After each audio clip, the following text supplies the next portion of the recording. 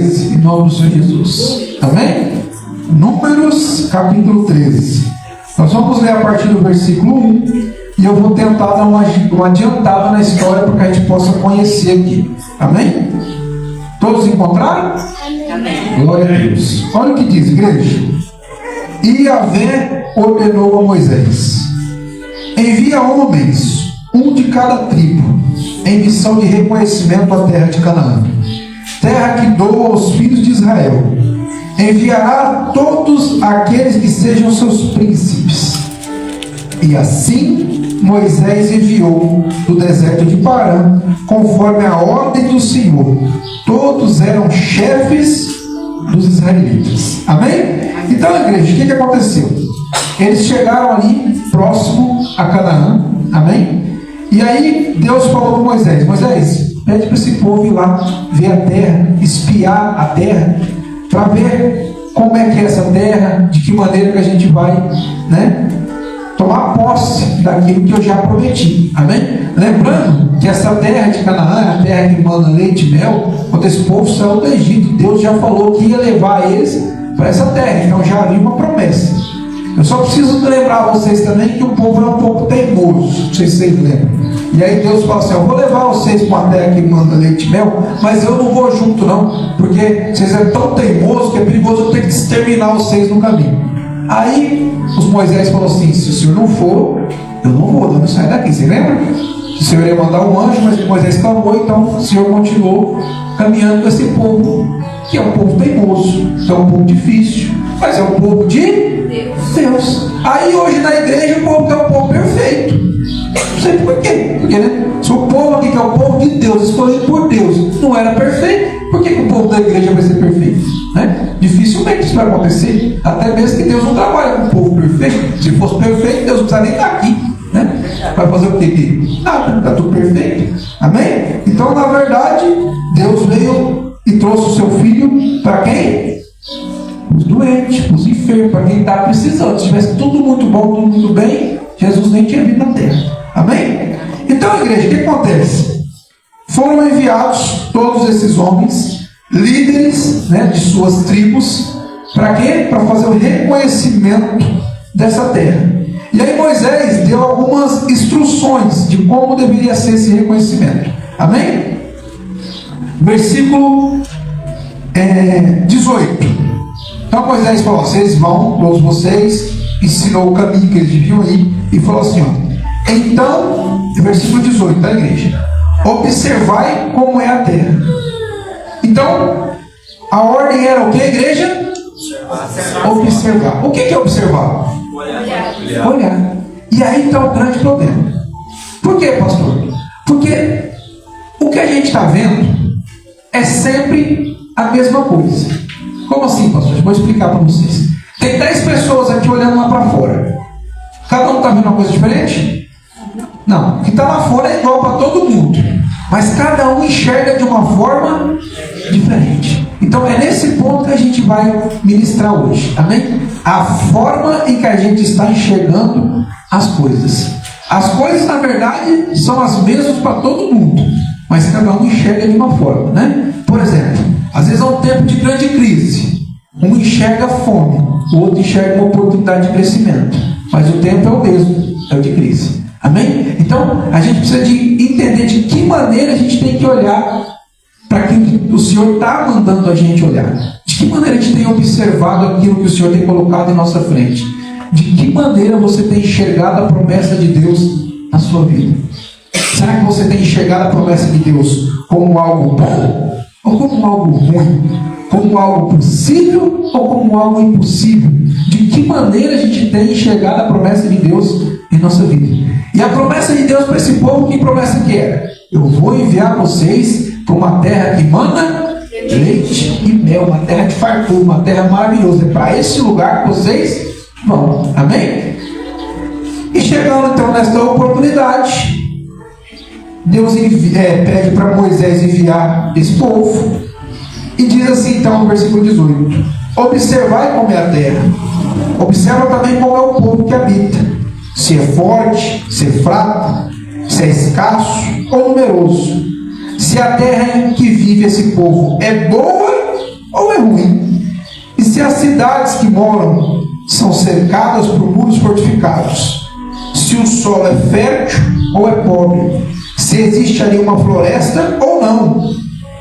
Sede corajosos, trazei alguns frutos da terra. E era uma época do início da colheita das primeiras uvas. Amém? Então vocês veem que interessante. Moisés, ele dá algumas direções ali para que eles possam enxergar, mas sempre uma direção, sempre duas, percebeu? Vê se é forte ou se é fraco, se é muita gente ou se é pouca gente, se o solo é um solo fértil ou se é um solo pobre, né? Vê se elas são fortificadas ou não.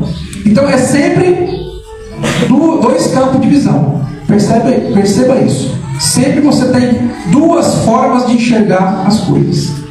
Amém? Grava isso aí na cabeça. Eu tenho duas formas de enxergar as coisas. Que formas são essas? Daqui a pouco eu vou falar. Continua aqui o texto, diz assim, 21. Subiram e eles foram espiar a terra, desde o deserto de Zin até Rehob, na direção do levo de Amate, a entrada de Amate. Subiram no Negueb e chegaram a Hebron, onde vivia Aimã, Cesai e Talmai, todos descendentes de Enac. Hebron havia sido edificada 7 anos antes de Zoan, no Egito. Quando chegaram a um lugar conhecido como Vale do Escol, ou Vale dos Cachos, cortaram um ramo do qual pendia um único cacho de uvas. Que tamanho que era? 2 homens carregavam o cacho de uva pendurado numa vara.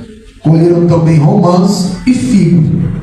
Aquele lugar foi denominado Vale do Escol, em alusão ao extraordinário cacho de uvas que os israelitas colheram ali. Amém? Então, logo na entrada, eles acharam um cacho de uva pequenininho, precisavam de 2 homens para carregar um cacho de uva.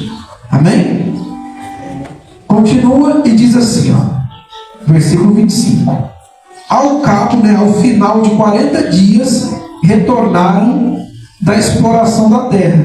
Vieram a Moisés, a Arão e a toda a comunidade de Israel em Gades, no deserto de Parã, onde prestaram relatório a eles e a toda a congregação ali reunida. E lhes apresentaram os frutos trazidos da terra. E no versículo 27, deram o seguinte depoimento: fomos à terra a qual nos enviastes. Na verdade, é a terra onde também emana leite e mel. Eis aqui os seus produtos. Então mostraram ali os frutos que tinham trazido. Contudo, versículo 28, o povo que habita é poderoso, as cidades são fortificadas e muito grandes. Também vimos ali descendentes de Enac, de gigantes. Os amalequitas vivem em Negueb, os hititas, os jebuseus, os amorreus habitam na região montanhosa. Os cananeus vivem perto do mar e junto ao Jordão. Ou seja, qual foi o relatório inicial aí desses que estavam dizendo? Eles falaram, a terra é muito boa, a terra realmente manda leite e mel, porém ela é muito bem guardada. Em todo lugar, por todos os caminhos, por todas as entradas, ela é bem fortificada. E além de tudo, nós vimos alguns gigantes lá. Então, é bem complicado a entrada, mas a terra é boa. E aí, no versículo 30, diz a palavra do Senhor: então Caleb os fez calar todo o povo reunido diante de Moisés. E olha o que ele disse: subamos e herdamo-la. Disse ele: em verdade temos a capacidade de conquistar essa terra. Aleluia. Amém? Deus. Não entendi, pastor. Então vamos para o início. Eles foram lá espiar como é que era. Caleb entendeu que eles tinham capacidade para dominar aquela terra.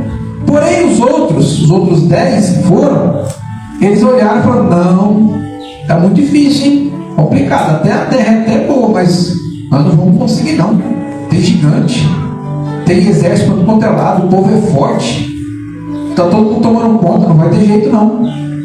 Ou seja, as mesmas pessoas olhando as mesmas coisas, mas com visões diferentes. Alguns olhavam e falavam: é impossível para a gente tomar aquelas terras. O Caleb já olhou e falou: vixe, vamos lá, vamos ter tudo nosso. Com certeza nós temos capacidade de tomar tudo aquilo ali. Amém? Versículo 31. Entretanto, os homens que haviam acompanhado reagiram e disseram o seguinte: não podemos marchar contra esse povo, visto que é mais forte do que nós. Eis aí, igreja, uma chave que é entregue em nossas mãos aqui. Por que muitas vezes a gente trava diante de uma situação complicada, sem mesmo lutar, sem mesmo tentar, sem fazer nada? Porque a gente olha a situação, analisa, entende que aquela situação é mais forte do que nós.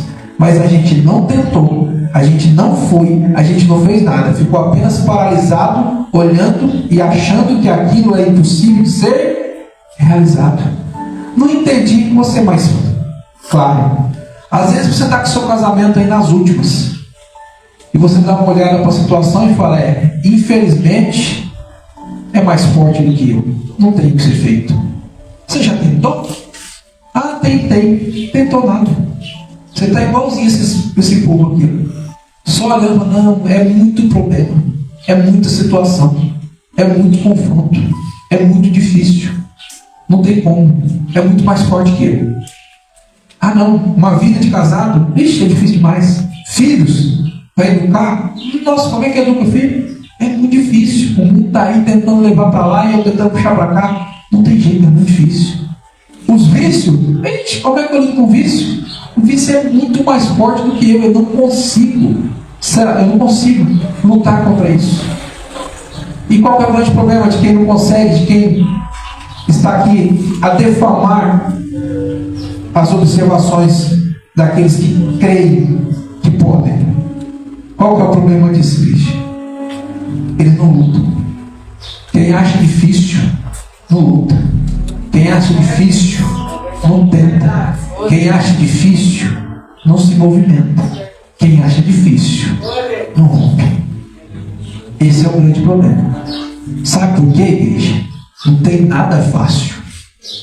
Você sabia que para a gente estar aqui essa manhã foi difícil? Sabia que para você nascer você teve que competir com milhões que estavam lá tentando também vir a esse planeta? Você sabia disso? Que a chance nossa de estar aqui é quase que nula. Vocês sabiam disso? Então não tem nada fácil, gente. Nada fácil. Depende de quem está olhando. Amém? Aos olhos das pessoas complicadas, nada é fácil. Mas aos olhos de quem tem uma mente resolutiva, tudo se torna fácil. Amém? Está lá a gente indo ali para Tirapuã, digamos. De repente o pneu do veículo fura. Para quem tem a mente complicada, fala: vixe, furou o pneu, nós vamos atrasar e agora o step deve estar murcho, não sei nem onde fica a chave de roda, o macaco. Parece um problema insolúvel. Mas para quem tem a mente resolutiva, que legal, pega o macaco lá, um dia soltando as rodas aqui, a gente cai por fogo, de volta. O problema é diferente um do outro? O problema é igual, qual é a diferença? A mente, a visão de quem está olhando. Então a gente precisa de começar a analisar de que maneira eu tenho enxergado. Agora vamos lá. Foi todo mundo para lá. Caleb e Josué tinham uma visão diferente. Por quê? Olha como é que eles enxergavam. Eles olhavam o seguinte: Deus nos prometeu essa terra. E a terra é muito boa. E Deus que prometeu, que maravilha. Assim era a visão deles. E a visão dos outros? A terra é muito boa. Mas olha o tamanho do exército. E aqui esse cara? O Cadu era até pequeno aqui. Deus me livre desse povo. Nós não vai conseguir. Nós não vai vencer. Nós vai morrer tudo. Por que, igreja? Eles esqueceram do principal. A visão da promessa. Então alguns estavam enxergando a promessa e outros enxergando as coisas naturais. Então aí é que está a grande diferença. Quem enxerga a promessa, enxerga também a solução. Aleluia. Amém? Oh, Deus. Então a gente precisa de entender isso. Primeiro, entender isso. Amém? Olha que interessante. Os dois que estavam ali para ver aquilo ali e que tinham uma mente diferente, quem eram? Igreja? Caleb e Josué. Amém? Caleb e Josué. O Caleb da tribo de Judá e o o Josué da tribo de Efraim. Amém? E interessante que você sabia que o Josué não chamava Josué? Alguém sabia disso? O Josué chamava-se Oséias. E quando ele foi enviado, Moisés mudou o nome dele. Amém? De vez em quando o pastor Paulo muda o nome dos meninos aqui, né? Mas não é com essa pretensão toda. Mas muito interessante é que o nome Oséias, ele tem uma particularidade. Amém? E qual é essa particularidade? O nome Oséias significa salvação. Amém? Glória a Deus. E por que será que mudou o nome dele? Por que o nome foi de Josué? Josué é o Deus da salvação. Aleluia. Amém? Ou seja, só Oséias ia ser a salvação, mas vinda de quem? Agora com Josué é diferente. A salvação vem do Senhor. Amém? Então, olha só que interessante. Até no que a gente fala, no que a gente profere, então imagina, toda vez que a pessoa fala, Josué, o que ele estava dizendo? A salvação vem do Senhor. A salvação vem do Senhor. Aleluia. Vamos invadir essa terra, agora não consegue. Cadê o Josué? A salvação vem do Senhor. Vocês estão entendendo o que eu estou dizendo? Deus vai nos condicionando a realizar aquilo que é necessário realizar. Através de quê? De tudo. Por isso a gente tem que ficar atento aos sinais, aos detalhes. Porque tudo que Deus faz é importante. Todos os sinais são importantes. Amém? Continua o texto, igreja. E no versículo 32, olha o que diz. Além deles dizerem que o povo lá era mais forte, aí olha só o que fizeram. 32. Puseram-se a difamar diante dos filhos de Israel a terra que haviam observado. Como assim? Olha o que eles estão dizendo. Não, a terra para onde fomos eles são, de reconhecimento, é uma terra que devora seus habitantes. Todos aqueles que lá vimos são homens de grande estatura. Lá também vimos gigantes, os descendentes de Enaque, diante de quem parecíamos a nós e a eles como gafanhotos. Sabe o que eles estavam dizendo? Não, a terra não é tão boa assim não. Também não é tudo isso. Não entendi, pastor. Quando a gente vê dificuldade naquilo que tem que ser feito, o que a gente faz? Começa a difamar. Não é assim que funciona? Ah, eu tenho uma direção aqui da igreja que resolve minha vida. Quais as opções que eu tenho? Seguir a direção e mudar a minha vida. E tem a opção 2, não tem? Qual que é a opção 2? Difamar. Não é bem assim não. Também não é igual esse pastor está falando não. Também não é desse jeito não. E eu começo a difamar. Eu começo a desdenhar daquilo que está sendo visto, daquilo que está sendo falado. Eu começo a desdenhar da minha promessa. A palavra de Deus diz que Deus tem maravilhas para nós. Aleluia. Que os sonhos deles são maiores e melhores que os nossos. E aí eu estou vivendo uma porcaria de vida. O que eu faço? Ah não é bem assim também, né? Isso é tudo balela. Não é bem assim nessas promessas também não. Não funciona assim não. É justamente o que esse povo estava dizendo. Eles estavam vendo tudo acontecer. Mas eles diziam o quê? Não é bem assim. Não é dessa maneira. Por que, igreja? Porque faltava coragem para encarar a situação. E às vezes o que está faltando na sua vida é coragem para encarar a situação. Aleluia. Tanto isso é dito que nós vimos no versículo 20, quando Moisés enviou eles, Moisés falou: sede corajosos, tem coragem, porque sem coragem, ó, estou falando para você, sem coragem não tem vida com Deus não. Deus não gosta de frouxo não. Tem que ter coragem. Se não tiver coragem, você nem quer uma vida com Deus. Você nem quer vida com Deus. Deus gosta de gente forte e corajoso. Aleluia. Os fracos já tem um lugar para eles, gente. Murmurando, reclamando, aí é lugar fraco.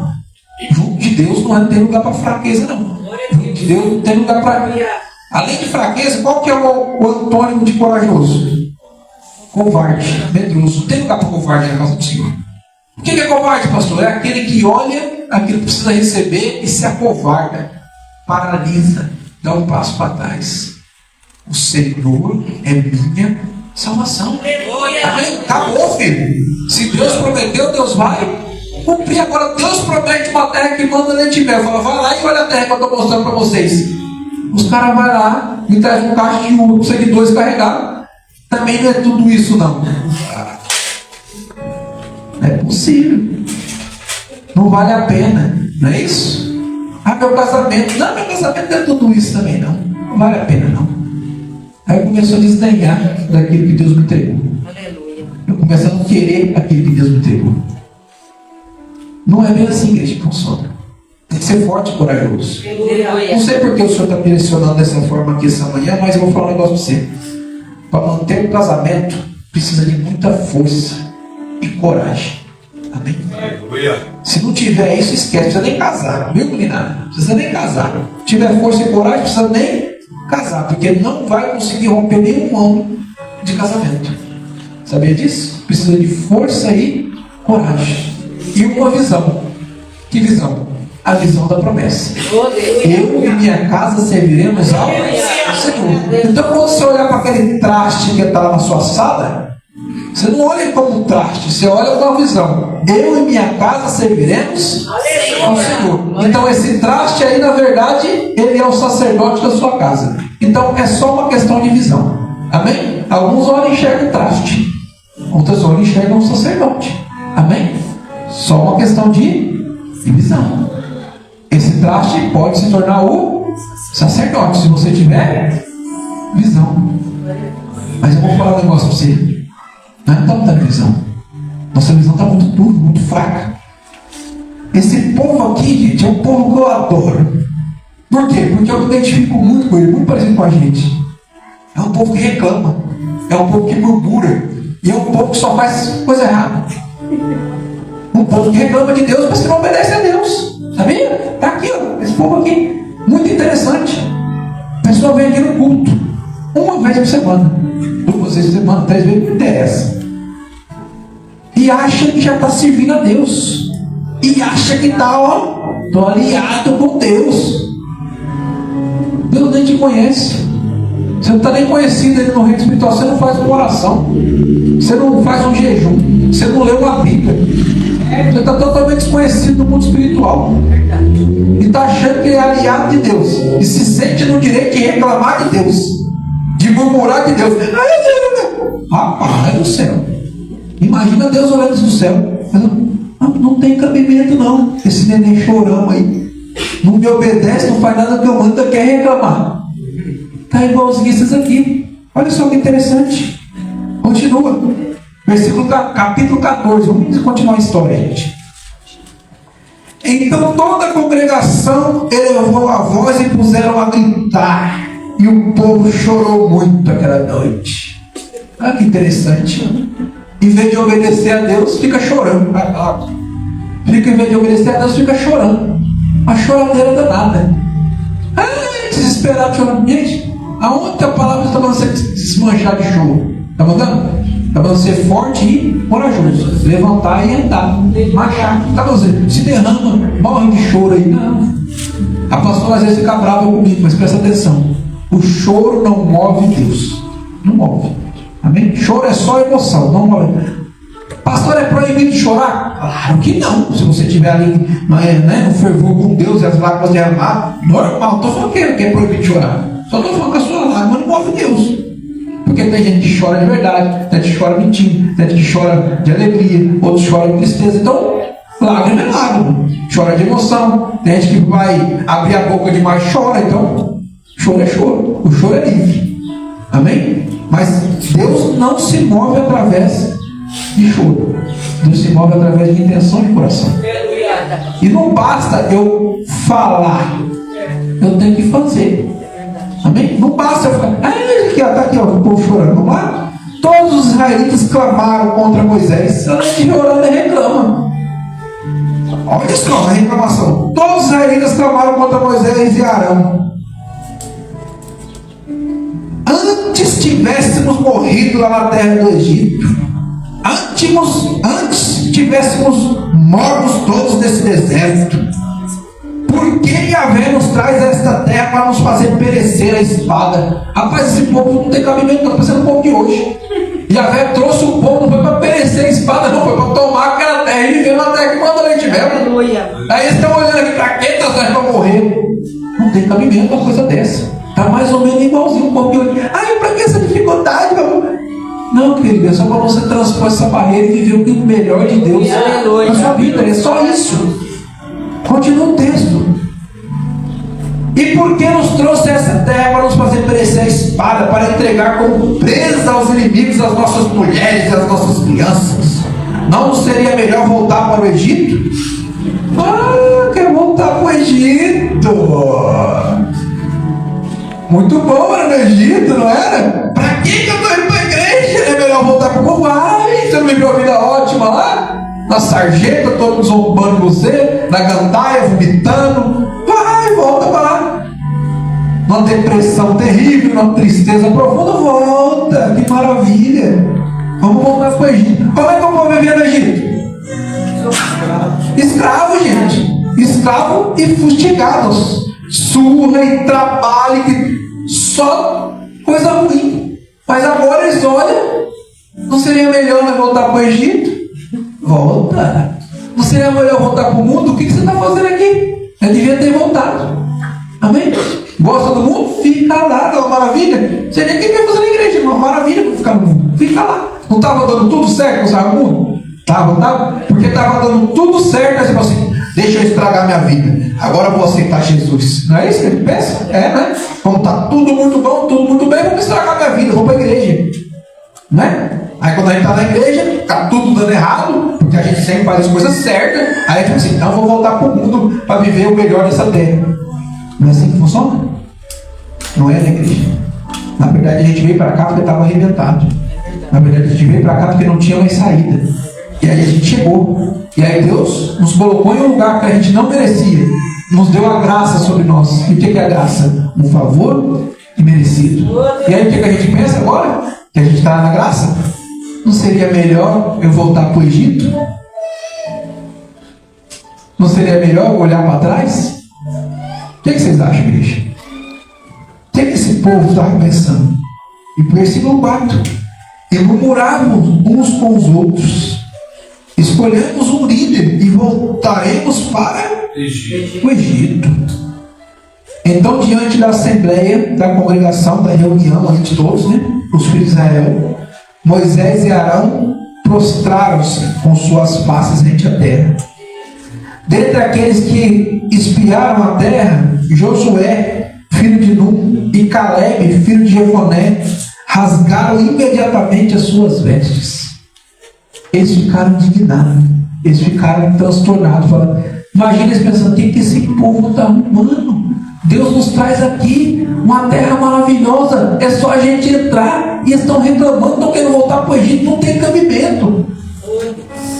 É como uma pessoa que foi tirada da lama, estava lá com lama até o pescoço, agora está de banho tomado, de terninho, gravata, cabelinho penteado com gel, e querendo se voltar para a lama, gente. Você imagina, é isso que eles estão vendo lá.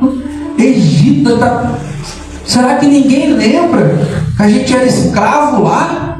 Será que ninguém lembra que eles queriam matar todos nós lá? Será que ninguém lembra que o faraó mandou matar todos os nossos filhos lá? Será que ninguém lembra da opressão que nós vivíamos lá? Como se fosse um lugar de paz, como se fosse um lugar de maravilhas, como se fosse um lugar de bênção. Será que ninguém lembra?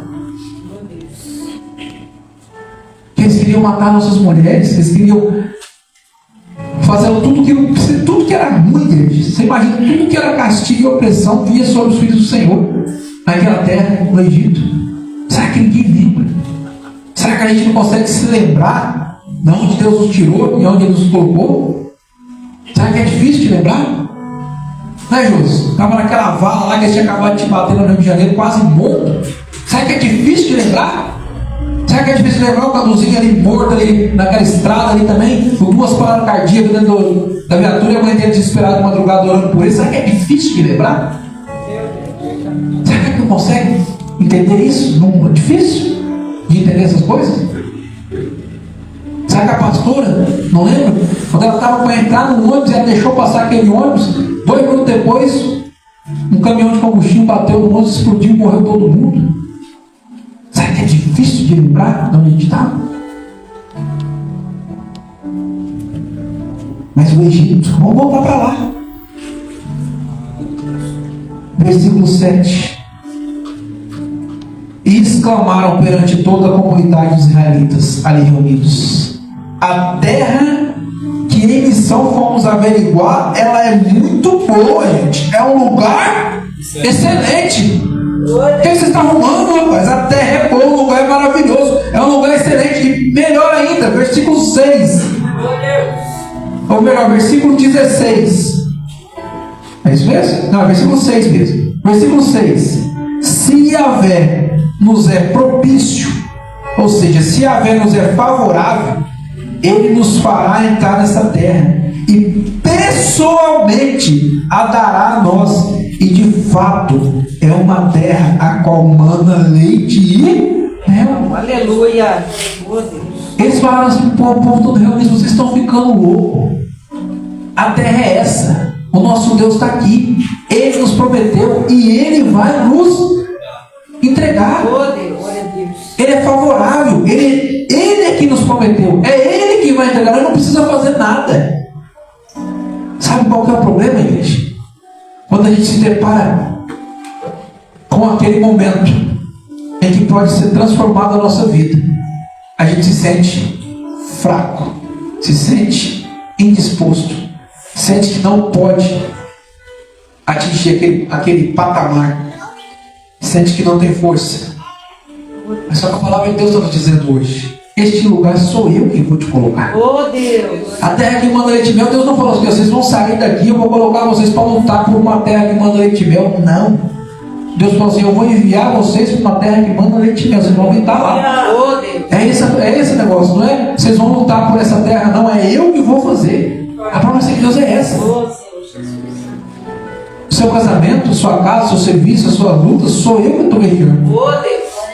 Por que você se sente tão incapaz? Por que você se sente tão debilitado, tão fraco?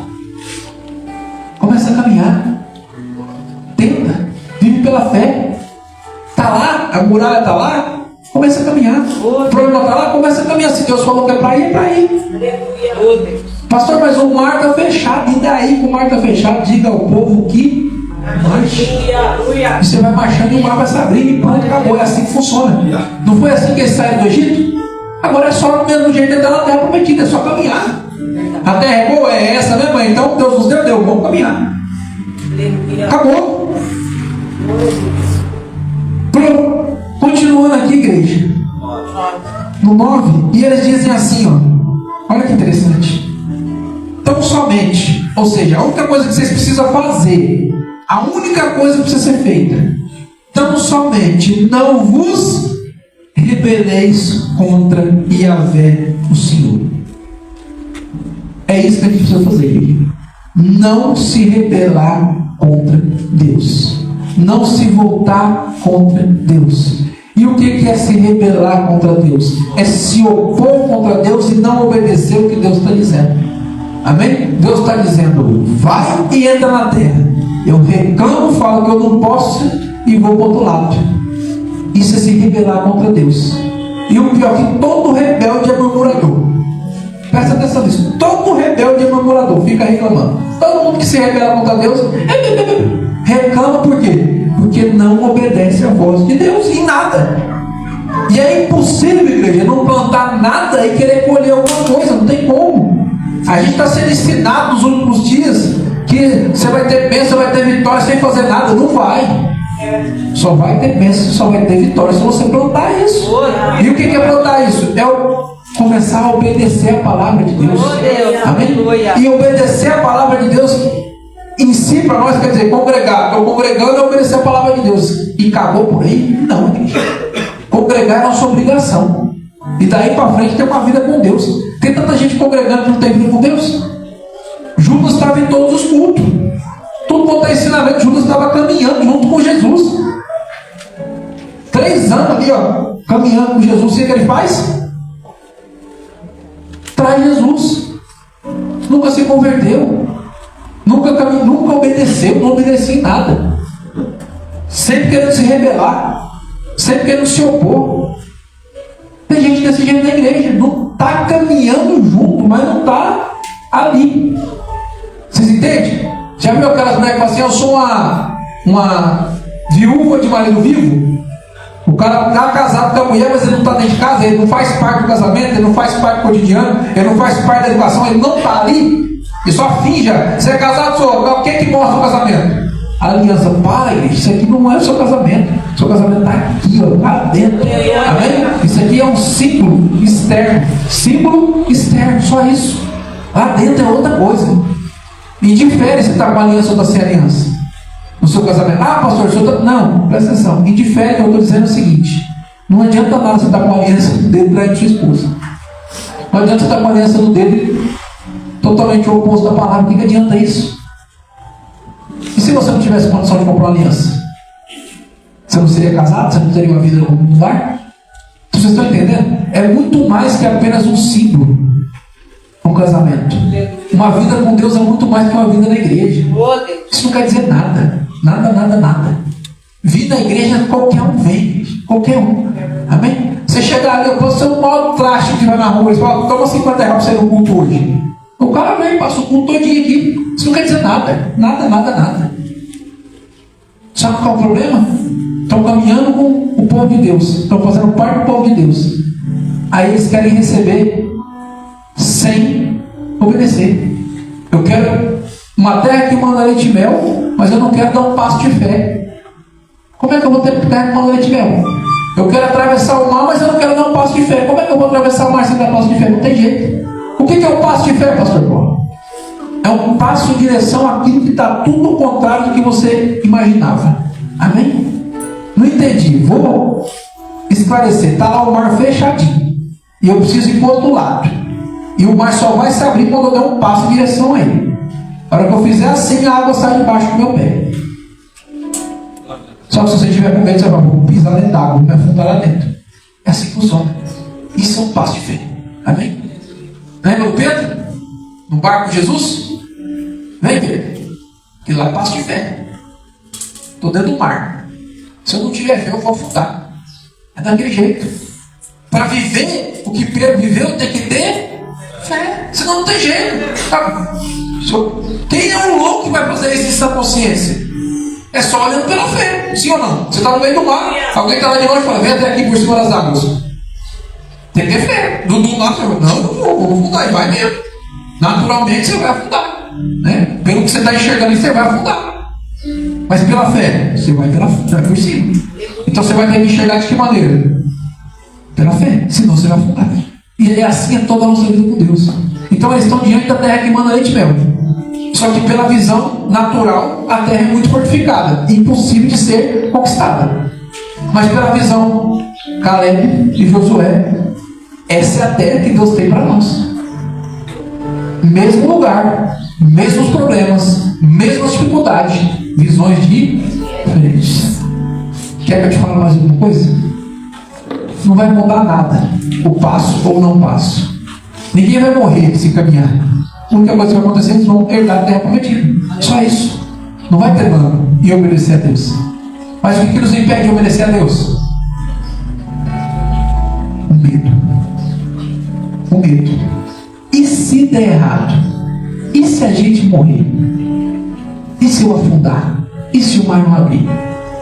E se esse exército nos vencer? O medo não deixa. Então, por isso que tem que ser forte. Por isso que tem que ter coragem. A gente medroso não vive a vida com Deus. É em tudo, não é? Tão somente não vos rebeleis contra o Senhor. E a segunda coisa. Então, o primeiro é não se rebelar. A segunda, não tenha medo. É só isso, igreja. Não vá contra a palavra e não tenha medo. É só isso.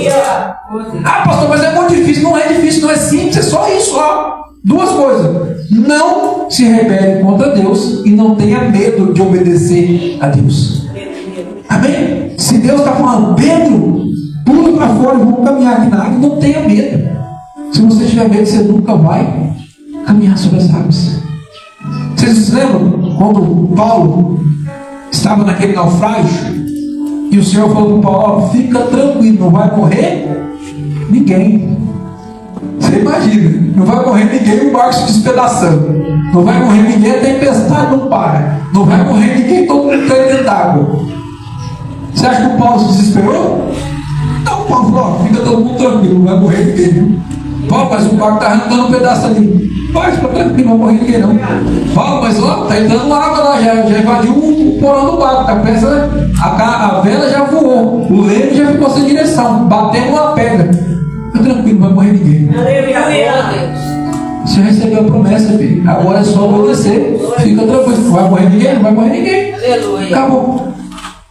Mas parece que está tudo dando errado. Ótimo, está tudo dando errado, mas não vai morrer ninguém. E pronto. Ah, mas parece que é muito forte, parece que é impossível, parece que é intransponível, parece que eu não consigo. Ótimo. Mas é ali que Deus quer que você vá. Pronto. Olhou lá, a terra manda leite e mel? Manda. Frutos maravilhosos? Tem. Será que uma terra para produzir um cachorro pode ser uma terra boa? É. Então todos os requisitos que eles foram olhar de uma terra, a qual Deus tinha prometido. Se a terra é essa, é só entrar para dentro, filho. Oh Deus, Só isso. Ah, não. É só entrar para dentro. Senhor, como é que a gente faz para subir lá agora? Simplesmente assim. Amém? Continua o texto e diz assim. Olha só. Então somente não vos revereis contra o Senhor, não tenhais medo do povo daquela terra. Por quê? Pois os devoraremos como um bocado de pão. Sua sombra protetora lhes foi retirada, ao passo que a vera eterna está conosco. Portanto, não tenhais receio deles. Não se incomoda com esse povo, não, porque ele não se incomoda com esse problema, não. Se Deus está conosco, você vai se incomodar com quem? O único que pode nos proteger é Deus. Cai pensando, né? Se Deus está conosco, isso quer dizer que eles estão sem proteção alguma. Para que a gente vai ter medo? É a mesma coisa de uma criança sem arma, filho. E nós com o exército aqui. Não vai ter medo dessa criança por quê? É mais ou menos isso que Caleb e Josué estavam vendo. Porém o povo enxergando uma dificuldade tremenda. Igualzinho o povo de hoje. Tudo situação como eu falo, tudo situação impossível. Hoje o povo não vive mais o Deus do impossível, ele vive o eu do impossível. Tudo que eu olho é impossível. E é mesmo. Por isso que nós servimos ao Deus do impossível. Porque o que é impossível para mim é possível para Deus. E você acha que Deus vai te dar uma promessa possível para você ficar com dúvida?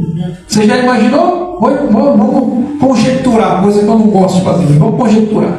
Aí chega esse povo de frente àquela terra, Canaã, que manda leite e mel, um exército de 5 bilhões de pessoas fortemente armados, e toma aquela terra e passa a viver ali. Aí alguém fala, foi Deus que colocou vocês aqui? Fala, não, olha o tamanho do nosso exército. A gente que venceu e veio para cá, ué. Sim ou não? Agora, olha lá, uma multidão de camponês, sem soldados, sem armas, sem nada, e eles tomaram essa terra. Quem colocou eles ali? Por Deus. Você está entendendo? Por que Deus coloca então coisas impossíveis diante da gente? Para a gente entender que é Ele. Aleluia. Senão fica falando, não, eu fiz pelo meu esforço. Ótimo, então se vira, continua fazendo. Quando você vai saber quem é Ele? Nunca. Por isso que Deus coloca coisas impossíveis. Amém? Então tudo que é impossível é de Deus. Desde que Ele te prometeu antes, né? Fique bem claro, não a gente vai querer coisas impossíveis aqui por nossa conta, não. Se Deus te prometeu algo que aos seus olhos é impossível, é de Deus. Amém? Mas Deus te prometeu. Para de ficar querendo tudo à sua vontade. Então, se Deus prometeu, mesmo que pareça impossível, Ele vai cumprir. Amém? Amém. Glória a Deus. Aí, igreja, Deus acende a ira sobre aquele povo. Amém? Deus ficou tão nervoso com aquele povo, tão irritado, não é nervoso na palavra, tão irado com aquele povo, que Deus resolveu exterminar todos eles. Nesse povo ele também não exterminar tudo. Aí Moisés, sabe Moisés, aquele que fica todo mundo reclamando dele toda hora?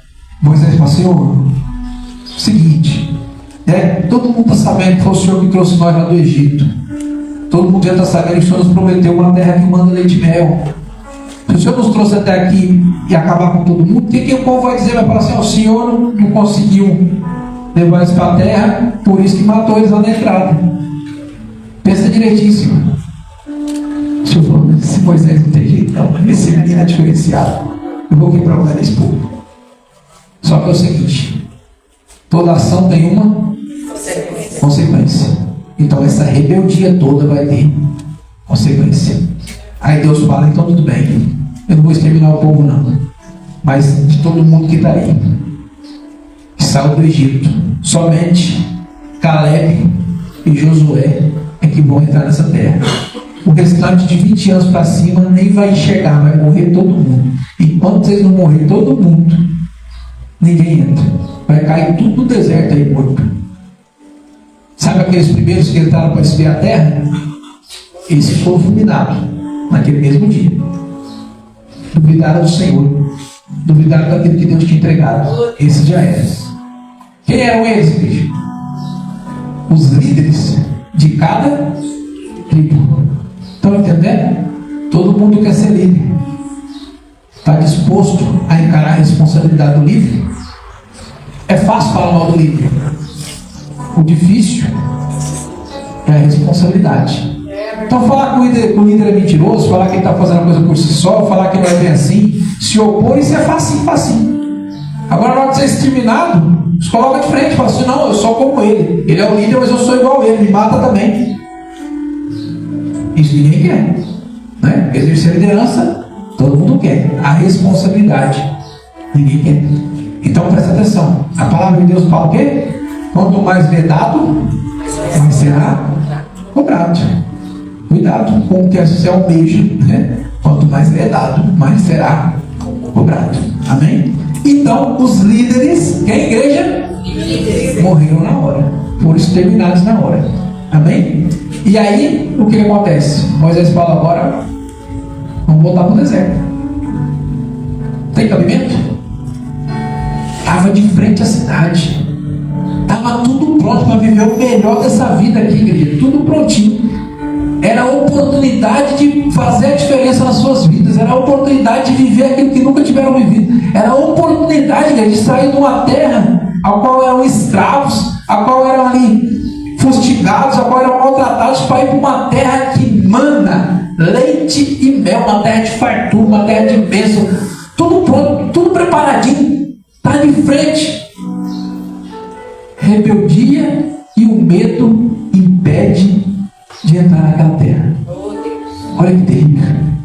E o pior de tudo, tinha dois ali que estavam prontinhos para entrar. Quando você fica no meio de rebelde e de medroso, atrasa o seu processo. Então cuidado aonde você se encontra, cuidado com quem você anda.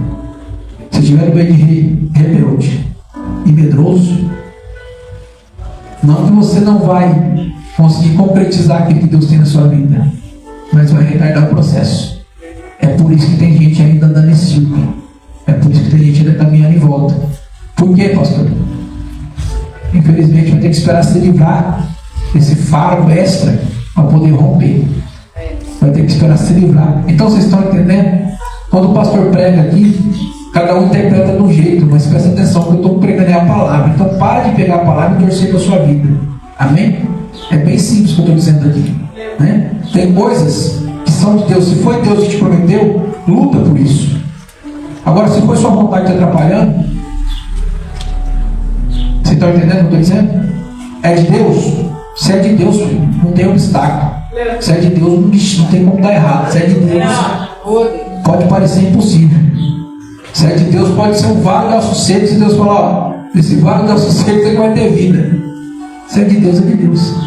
Agora, se é da sua vontade que está te atrapalhando, está aí perto. Está lá, ó, Caleb e Josué prontinho para entrar na terra. Tiveram que fazer o quê? Esperar. Volta para trás, vamos ficar rodeando isso aqui, até cair o último infeliz morto aqui para ele poder entrar lá. Vocês estão entendendo? Amém? Aleluia.